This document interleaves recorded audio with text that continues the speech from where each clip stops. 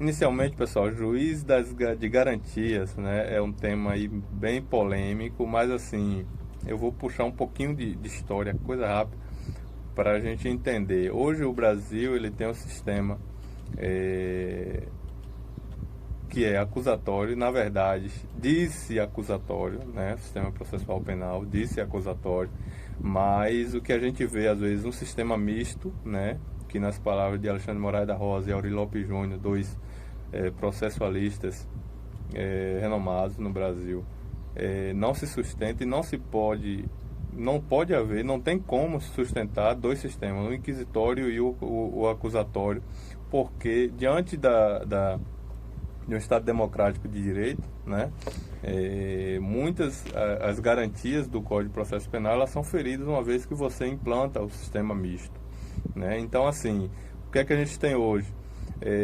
Existe o crime, aconteceu o crime, né? A polícia investiga, né? Passa essa investigação encontrando indícios de autoria e de materialidade, né? Indicia o indivíduo para o MP, né? O Ministério Público daí apresenta a denúncia para o juiz, tá? E o juiz recebe essa denúncia, o mesmo juiz recebe essa denúncia e intima o acusado para se defender, né? Julga o processo, faz audiência de instrução e julgamento. Então, assim, é esse o sistema que nós temos hoje.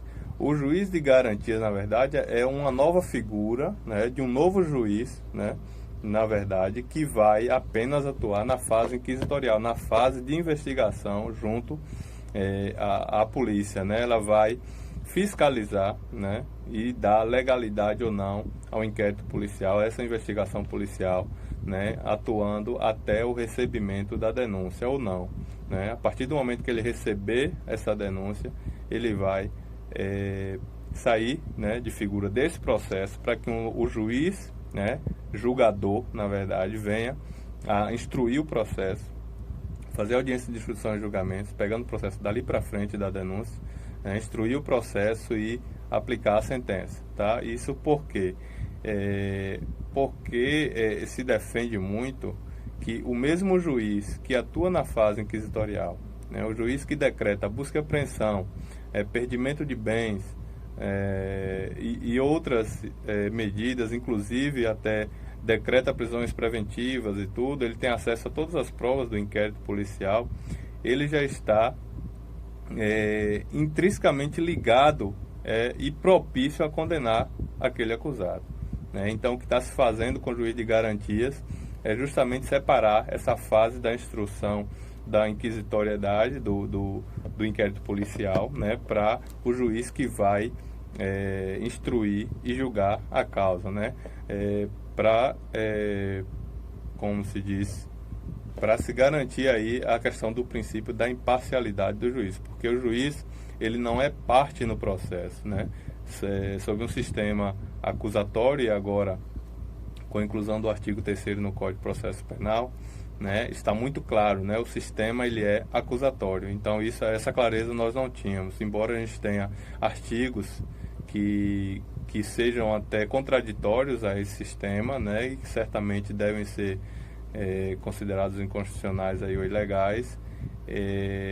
O que tínhamos era isso, tá certo? Então, assim, agora vai ter o juiz das garantias, né, que vai acompanhar da legalidade ou não a questão do inquérito policial, e vai ter o juiz que vai instruir, vai julgar o feito, né? E o juiz da garantia, ele não funciona depois para a sentença, ele não sentencia processo, tá certo? O juiz das garantias é apenas no início para dar legalidade ao inquérito policial, certo, até o recebimento da denúncia. Quem julgará é o juiz de instrução mesmo, que vai fazer a instrução do processo, né? Audiência de instrução e julgamento, pegar todas as provas do processo e proferir a sentença. O que está se propondo com essa lei é apenas que o juiz que vai proferir a sentença do processo não seja o mesmo juiz que teve acesso ao inquérito policial na fase investigatória, porque é um juiz que já está contaminado com as provas iniciais e não necessariamente o inquérito policial ele vai estar todo, né, no processo que vai ser instruído. Então, o juiz que recebe um pedido de prisão preventiva, aí ele vai lá e decreta a prisão preventiva daquele indivíduo, né, uma busca e apreensão e outras medidas, ele já está propício, né, na fase da instrução a julgar pela condenação. Acho que um ponto assim, eu leio muito Aurí Lopes Júnior e Alexandre de Moraes da Rosa, são dois doutrinadores, né, muito conceituados no Brasil, inclusive citados na decisão do próprio presidente do STF. O processo penal ele só existe para o acusado e por causa do acusado, né? Então, assim, quando a gente fala em garantias, e o próprio ministro, presidente do STF falou, o juiz de garantia não é para beneficiar criminoso ou acusado, não, né? É o sistema para proteger o processo, né? Porque a gente fala garantia, quando a gente fala garantia, a gente fala garantia do sistema do processo, da aplicação correta do processo, né? Nós estamos em um Estado democrático de direito e sendo o sistema acusatório, né, a gente tem que respeitar o passo a passo da legislação, que é o processo que a gente chama de processo penal, né? Então, garantia do processo, do passo a passo processual. E a questão é que na fase de inquérito policial ainda não há processo, a pessoa ainda não está sendo processada, né? Então, ali é uma investigação para que, se ficado comprovada a questão de indício de autoria e de materialidade, aí sim ele vai ser denunciado com toda a garantia do processo, né, devido ao processo legal, de ter direito a uma defesa e tudo mais, né? Aí sim é que entra o juiz, depois de recebida a denúncia, aí entra o juiz que vai instruir o processo e julgar o feito. Né? Houve uma mudança que, ao entender dos doutrinadores, né, e dos juristas, não alterou situação fática, que foi a questão da legítima defesa, né, dos agentes de segurança pública. Por quê? Porque na prática já existia essa legítima defesa, né? O que o legislador fez, o legislador aqui, quando eu falo, é o próprio ministro, que foi ele que, né, criou o Congresso Nacional, exatamente. Então, ele colocou, na verdade, acredito que até como uma promessa de campanha do próprio presidente Jair Bolsonaro, que ele também é militar, e aí veio essa inclusão, né, apenas formalizando essa questão da garantia, da legítima defesa para os agentes públicos, né, mais precisamente para os policiais, né, que atuam. E houve-se uma grande discussão a respeito de que isso seria uma carta branca para os policiais matarem e tal, mas não, né? Existem, legítima defesa, ela existe em todos os requisitos que precisam ser preenchidos para que seja caracterizada, além de uma outra alteração, uma nova lei que a gente está aí agora em vigor, que é a Lei de Abuso de Autoridade. Então, uma faca de dois gumes e a gente precisa estar atento a isso. E aí, o que é que ele fez? Apenas incluiu um parágrafo único no artigo 25 do Código Penal para dizer que o agente de segurança pública, né, que repele agressão ou risco de agressão à vítima mantida refém durante a prática de crime, ele vai agir em legítima defesa e vai ter um excludente de licitude. Para a gente ter uma noção prática da coisa, quando eu disse que a legítima defesa já existia, né, para esses agentes, foi um caso recente, agora em 2019, onde um atirador de elite do BOP, né, executou em rede nacional, né, em transmissão ao vivo, um sequestrador em um ônibus na ponte Rio-Niterói, né? Então aquilo ali foi uma legítima defesa de terceiro, né? E ele agiu em legítima defesa. Então a lei só veio mesmo para ratificar isso aí, tá certo? Certo. Uma outra alteração no Código Penal, a questão do limite de cumprimento da pena. O artigo 75 do Código Penal, ele previa que o indivíduo ele não poderia, na verdade, ficar preso por mais de 30 anos. 30 anos. Tá? Existe uma garantia constitucional, artigo 5º da Constituição Federal, da vedação de penas de caráter perpétuo, né? Por isso que existe essa limitação de penas. O pacote anticrime, ela veio aumentar esse limite de pena para 40 anos. É importante dizer ainda que, assim, muitas dessas alterações, né, ainda vão sofrer várias discussões, vão com certeza sofrer diversas ações, ADI, que é ações diretas de inconstitucionalidade junto ao Supremo Tribunal Federal, para que sejam discutidas e melhores debatidas, né? Então, é possível ainda que, depois do entendimento explanado pelo STF, em alguns casos práticos, ainda venha sofrer alterações, tá? Então, agora o indivíduo ele pode cumprir até 40 anos de reclusão, tá certo? Sabendo Passou que... de 30 para 40. Né? Passou de 30 para 40, Isso. sabendo que nós temos todo um sistema de progressão de regime de pena, né, que o indivíduo ele não cumpre todo o tempo de pena preso, mas a depender da quantidade de pena que ele for condenado, tá? Porque ele pode ser condenado por diversos, né, crimes que venham, digamos, a imputar a ele uma pena acima de 60 anos ou mais, né? Esse limite de pena, ele só vai cumprir 30, né, mas ele vai ser computado para efeito de progressão de regime.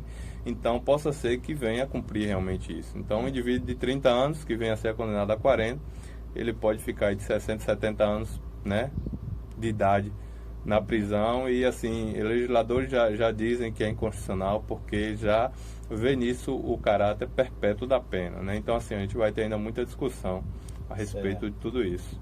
Ah, bom.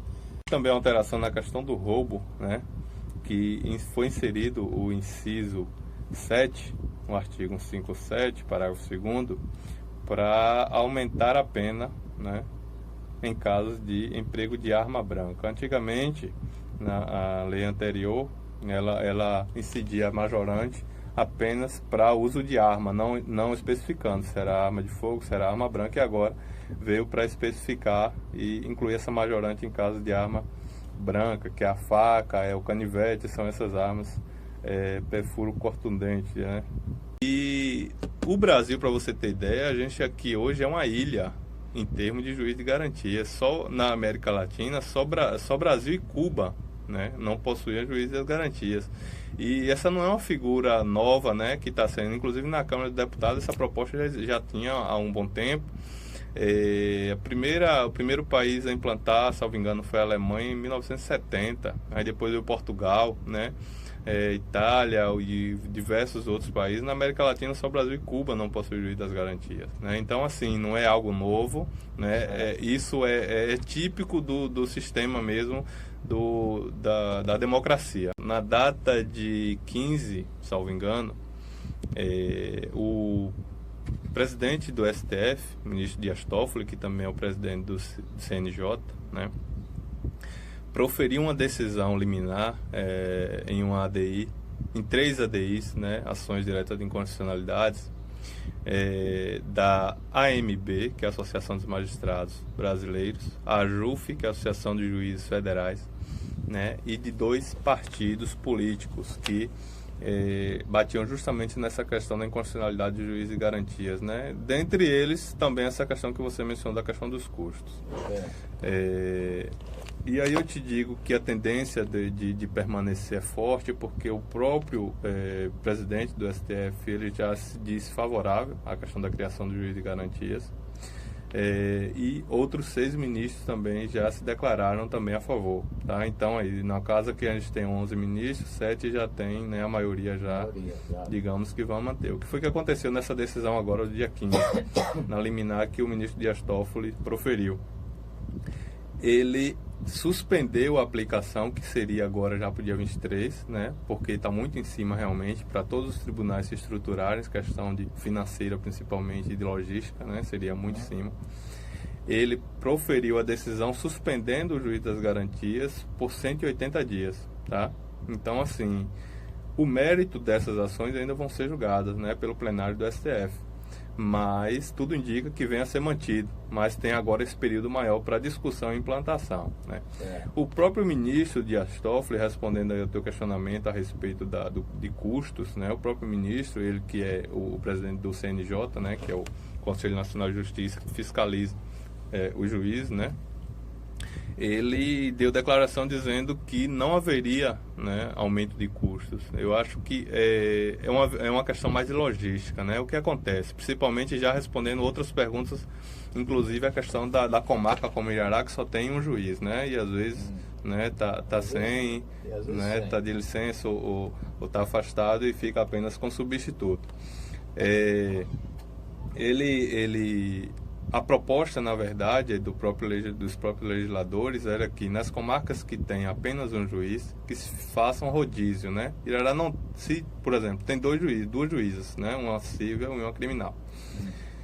Na visão dos doutrinadores e legisladores, seria essa proposta, digamos, a juíza do civil funcionaria como a juiz de garantias, apenas para fiscalizar a legalidade do inquérito policial até o recebimento, né, da denúncia, e a parte da instrução passaria para a juíza do criminal, tá certo? Essa seria a proposta. Hoje, com a implantação do processo judicial eletrônico, né, na maioria das comarcas, a Irará na vara crime ainda é físico, né, em diversas outras comarcas, mas com a implantação do processo judicial eletrônico, essa divisão de tarefas, acho que ela fica ainda muito mais fácil de ser implantada, porque o juiz ele pode acessar até de casa o próprio processo, então ele tem uma facilidade de estar acessando e estar manuseando o processo, né?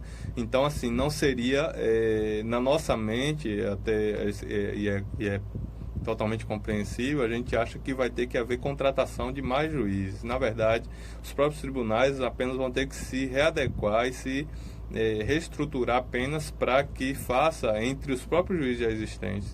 Eu me espanto mais quando ouço, agora recentemente mesmo, o presidente do Tribunal de Justiça aqui, não sei se do Pará, do Norte, chamando advogados criminalistas de advogado de bandido, e outros colegas advogados, ainda que não sejam criminalistas, repudiando a atuação dos advogados criminalistas, que a gente defende bandido e tudo. Então, assim, a gente fica perplexo com quem é técnico e, às vezes, falam coisas totalmente contrárias ao que a gente aprendeu, né, na própria faculdade, o que